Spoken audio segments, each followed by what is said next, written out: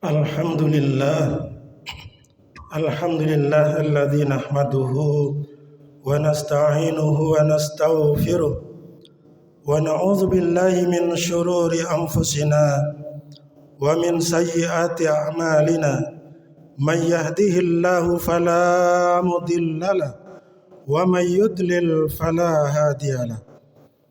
Asyhadu an la ilaha illallah wahdahu la syarikalah alladzi la na'budu illa iyyah wa asyhadu anna Muhammadan abduhu wa rasuluhu la nabiyya wa la rasula ba'da. Allahumma salli wa sallim wa barik ala nabiyyina wa rasulina Muhammad wa ala alihi wa sahbihi wat tabi'ina wa man wala. Amma ba'd, fa ya ibadallah, usikum wa iyaya bitaqwallah, faqad faza man ittaqa. Qala Allah Ta'ala fi kitabihil karim, a'udzu billahi minasy syaithanir rajim. Ya ayyuhalladzina amanu taqullaha haqqa tuqatih wa la tamutunna illa wa antum muslimun. Wa qala Rasulullah sallallahu alaihi wa alihi wasallam, ittaqillah haitsu ma kunta wa atbi'is sayyi'atal hasanata tamhuha wa khaliqin nasa bi khuluqin hasanin.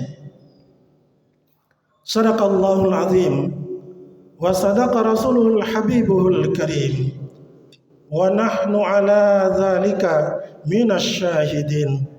Amma ba'd, para hadirin sidang Jumat yang berbahagia, pertama-tama marilah kita bersyukur kepada Allah Subhanahu wa taala atas seluruh rahmat, nikmat dan karunia Allah yang telah diberikan kepada kita dari hari ke hari. Salawat dan salam mudah-mudahan tetap tercurahkan kepada baginda Rasulullah Muhammad sallallahu alaihi wasallam, kepada keluarga, sahabat dan seluruh pengikut jejaknya yang setia ila yaumil qiyamah. Allahumma ja'alna minhum, mudah-mudahan kita termasuk di dalamnya. Berikutnya marilah kita terus berupaya untuk meningkatkan ketakwaan kita kepada Allah Subhanahu wa taala biimtisalil awamiri wajtinabin nawahihi. Ma'syiral muslimin, jamaah Jumat rahimani rahimakumullah. Sebentar lagi kita akan menghadapi pemilu di 2024. Sebuah peristiwa yang memberikan kepada kita ruang dan peluang untuk memilih pemimpin terbaik dari pemimpin baik yang ada.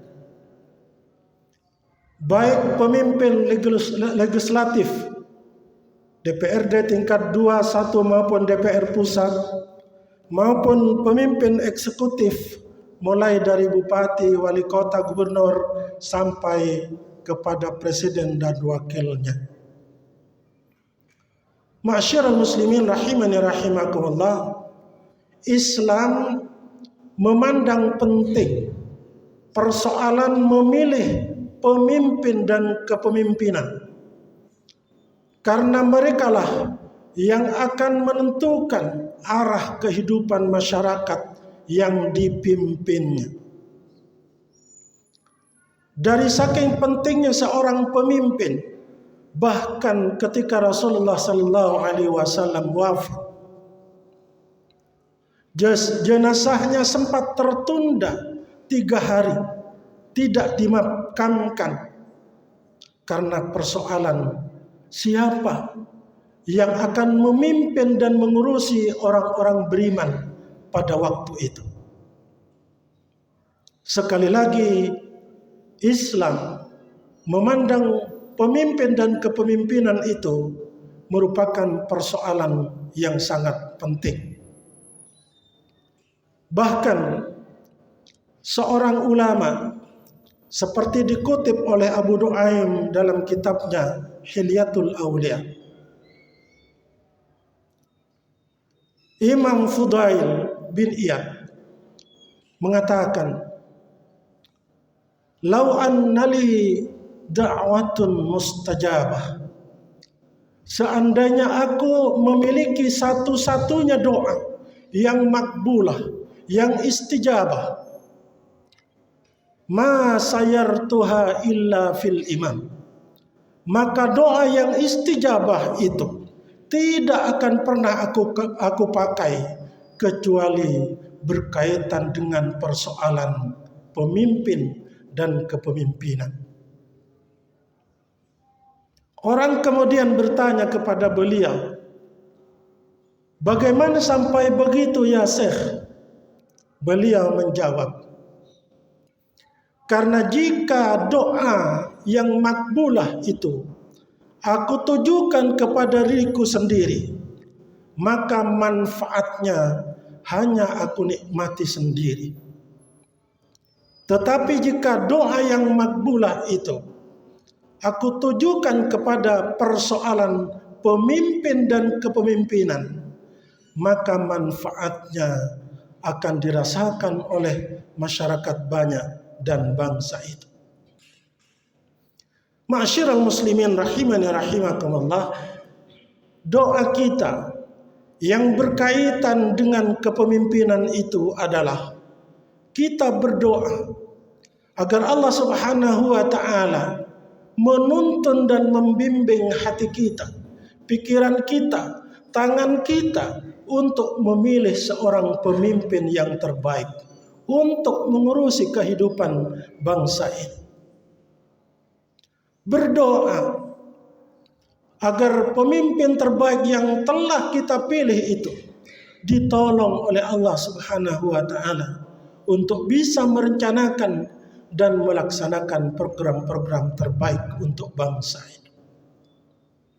Berdoa agar Allah Subhanahu wa taala menjauhkan darinya orang-orang rusak dan yang merusak kehidupan masyarakat. Berdoa agar Allah Subhanahu wa taala mendekatkan orang-orang yang ahlal khair wan nasihin. Ahlal khair wan nasihin, orang-orang terbaik di antara mereka. Ma'asyiral muslimin rahimani rahimakumullah. Oleh karena itu hari ini kita membutuhkan pemimpin atau kepemimpinan yang disebut orang sekarang sebagai pemimpin profetik. Pemimpin ini, meski dia bukan seorang nabi, di dalam dirinya teradopsi karakter utama yang dimiliki oleh nabi. Seperti kita ketahui, arsalal anbiya zawil fatana bisidqi wat tabligh wal amanah. Seorang rasul, seorang nabi itu diutus dengan wajib memiliki 4 karakter utama. Yang pertama adalah fatanah. Sering kita dengar fatanah ini diartikan cerdas. Tapi sesungguhnya fatanah itu adalah gabungan dari sifat alim dan hafiz. Alim artinya orang yang berpengetahuan, sedangkan hafiz artinya orang yang pandai menjaga. Gabungan sifat hafiz dan alim ini dikisahkan oleh Allah Subhanahu wa taala di dalam Al-Qur'anul Karim berkaitan dengan Nabi Yusuf alaihi salam. Ketika kehidupan bangsa Mesir terpuruk, dilanda paceklik, maka Nabi Yusuf menawarkan diri. Qala, kata beliau, ij'alni 'alal khazainil ard. Dia berkata, jadikanlah aku bendaharawan negeri ini. Beliau menawarkan diri karena beliau memiliki kompetensi. Inni hafizun alim. Karena sesungguhnya aku adalah seorang yang pandai menjaga dan berpengetahuan. Ma'asyiral muslimin rahimani rahimakumullah. Rasulullah sallallahu alaihi wasallam berdoa di dalam sebuah doa agar dia tidak dipimpin oleh orang yang tidak berilmu pengetahuan, agar dia tidak dipimpin oleh orang yang bersifat kekanak-kanakan. Beliau berdoa, Allahumma inni a'udzubika min imaratis sibyani was sufaha. Ya Allah, aku berlindung kepadamu dari seorang pemimpin yang kekanak-kanakan dan pemimpin yang bodoh. Itu artinya Rasulullah SAW memohon kepada Allah agar diberi pemimpin yang dewasa dan cerdas. Salah satu di antara sifat atau karakter pemimpin atau orang yang kekanak-kanakan itu adalah mata duitan. Sekali lagi, salah satu di antara karakter orang atau pemimpin kekanak-kanakan itu adalah mata duitan yang mengukur baik buruk, benar salah dengan uang. Kalau ada anak-anak yang kita pancing dengan permin atau uang, dia akan langsung mengatakan bahwa kita ini orang baik. Dan bahkan bisa jadi dia akan meninggalkan orang tuanya yang telah banyak melakukan kebaikan kepada dirinya. Itulah sifat kekanak-kanakan. Dan untuk orang seperti ini, Rasulullah SAW mengingatkan, Ta'isa abdud dinar, Ta'isa abdud dirham, Ta'isa abdul khamisah, Ta'isa abdul khamilah. Celakalah orang yang menjadi hamba dinar, celaka orang yang menjadi hamba dirham, celaka orang yang menjadi hamba khamisah, sebuah pakaian yang anggun. Kemudian orang bertanya kepada Rasulullah, siapakah mereka itu ya Rasulullah? Mereka adalah orang-orang yang in u'tiya radiyah. Jika dia diberi, dia suka. Atau dengan kata lain, jika dia diberi uang, dia pilih. Wa illam yu'ta sakhita. Akan tetapi jika tidak diberi, dia marah-marah. Dengan kata lain, jika dia tidak diberi uang, dia tidak memilih, karena ukuran baik buruk dan benar salah itu adalah uang. Ma'asyiral muslimin rahimani rahimakumullah, itu doa Rasulullah SAW. Berlindung kepada Allah dari pemimpin yang kekanak-kanakan dan pemimpin yang bodoh. Salah satu di antara karakter orang bodoh itu, dia tidak punya gagasan, tidak punya pengetahuan apa yang akan dilakukan. Jikapun ada idenya, dia tidak tahu bagaimana cara mencapainya. Oleh karena itu sekali lagi, pantas Rasulullah SAW berdoa dengan doa itu. Dan jika Rasulullah saja berdoa dengan doa seperti itu, maka kita lebih layak untuk berdoa seperti itu.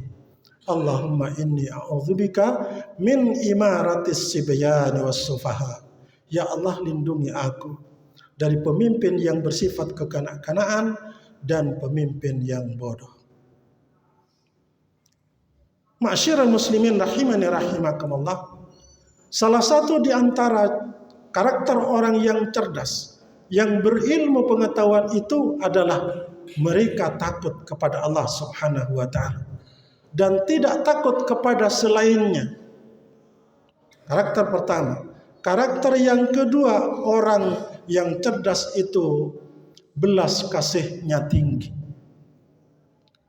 Maka Rasulullah sallallahu alaihi wasallam juga berdoa, Allahumma la yusallitu alaina man la yakhafuka wa la yarhamuna. Ya Allah, lindungi aku, jangan kuasakan diriku terhadap pemimpin yang tidak takut kepadamu dan tidak mengasihi kehidupanku. Ma'asyiral muslimin rahimani rahimakumullah. Itu satu karakter pertama yang harus kita jadikan acuan ketika kita akan memilih seorang pemimpin. Yang pertama, fatanah. Tergabung di dalamnya keilmuan dan integritas pribadinya. Yang kedua adalah as-sidq atau jujur. Percuma kita memiliki pemimpin yang cerdas tetapi tidak jujur. Percuma juga kita memiliki pemimpin yang jujur tetapi tidak cerdas. Oleh karena itu, pada kalimat muqaddimah tadi saya sampaikan, arsalal anbiya zawil fatana bisidqi. Seorang rasul, seorang nabi diutus dengan karakter utama fatanah yang diikuti dengan karakter jujur. Jika kita berteman, bertetangga, bergaul dengan orang-orang yang tidak jujur, pasti kita akan gelisah. Pasti kita akan khawatir. Jangan-jangan begini, jangan-jangan begitu. Karena ketidakjujuran itu menghantui kehidupan masyarakat. Sebaliknya, jika kita bergaul dengan orang jujur, bertetangga, berteman, berkeluarga dengan orang-orang jujur, hidup kita akan menjadi tentram. Apalagi kejujuran itu dimiliki oleh pemimpin yang akan mengelola kehidupan masyarakat banyak, mengelola kehidupan berbangsa. Maka karakter yang kedua sangat penting, jujur. Ma'asyiral muslimin rahimani rahimakumullah. Kembali kepada fatanah tadi. Salah satu dari sifat Rasulullah sallallahu alaihi wasallam yang cerdas adalah belas kasihnya yang besar kepada umatnya. Seperti disampaikan Allah Subhanahu wa taala sendiri dalam Al-Qur'an. Laqad ja'akum rasulun min anfusikum azizun 'alaihi ma 'anittum harisun 'alaikum bil mu'minina raufur rahim. Telah datang kepada kalian seorang rasul dari kaummu sendiri. Dia memiliki perasaan atau karakter merasakan beratnya penderitaan kalian. Sangat kuat ikhtiar dan doanya agar kalian menjadi orang yang beriman. Dan terhadap orang-orang beriman, dia sangat belas kasih. Rasulullah SAW bukan saja belas kasih kepada manusia. Saya pernah menceritakan ketika Rasulullah SAW khutbah seperti ini di hari Jumat. Mimbarnya ini mimbar baru. Maka ketika Rasulullah SAW berkhutbah, jamaah itu menjadi gaduh. Karena di tengah-tengah masjid itu terdengar suara tangisan. Dalam riwayat hadis, tangisannya itu kadang-kadang seperti tangisan bayi yang tertahan di rongga dadanya. Kadang-kadang tangisnya itu seperti onta yang sedang melahirkan, menjerit. Jamaah kemudian gaduh karena tidak tahu dari mana sumber tangisan itu. Maka Rasulullah SAW turun dari mimbarnya, datang ke sebuah tempat. Di situ ada sepotong papan dari pohon kurma. Ternyata bila pohon kurma itulah yang menangis. Kenapa menangis? Karena kemarin-kemarin Rasulullah SAW khutbah dan duduk di kayu itu. Rasulullah SAW sampai turun saat khutbah. Itu artinya rasa empati Rasulullah itu sangat dalam. Bahkan untuk sepotong kayu.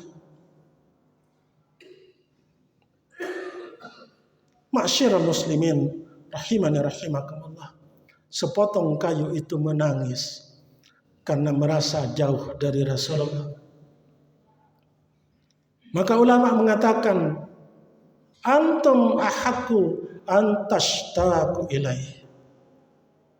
Padahal sesungguhnya kalianlah, kitalah yang paling berhak untuk rindu kepada Rasulullah.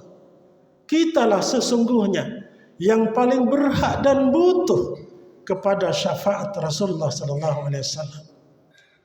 Tetapi mengapa sepotong kayu lebih prihatin ketika berpisah dari Rasulullah SAW? Pemimpin-pemimpin yang memiliki atau setidaknya mendekati karakter yang demikian inilah yang akan kita pilih nanti di 2024. Ma'syiral muslimin rahimani rahimakumullah. Karena terbatasnya waktu, maka dua karakter utama dari para nabi dan rasul kita tinggalkan. Mudah-mudahan Allah Subhanahu wa taala memberikan waktu kepada kita untuk berjumpa kembali di hari yang akan datang. Barakallahu li wa lakum fil Qur'anil azim wa nafa'ani wa iyyakum bima fihi minal ayati wa dzikril hakim. Wa taqabbala minni wa minkum tilawatahu innahu huwas samiul alim. Wastaghfirullahal azim li wa lakum wa liwalidayya wa walidikum wa lisairil muslimina wal muslimat wal mu'minina wal mu'minat fastaghfiruh innahu huwal ghafurur rahim.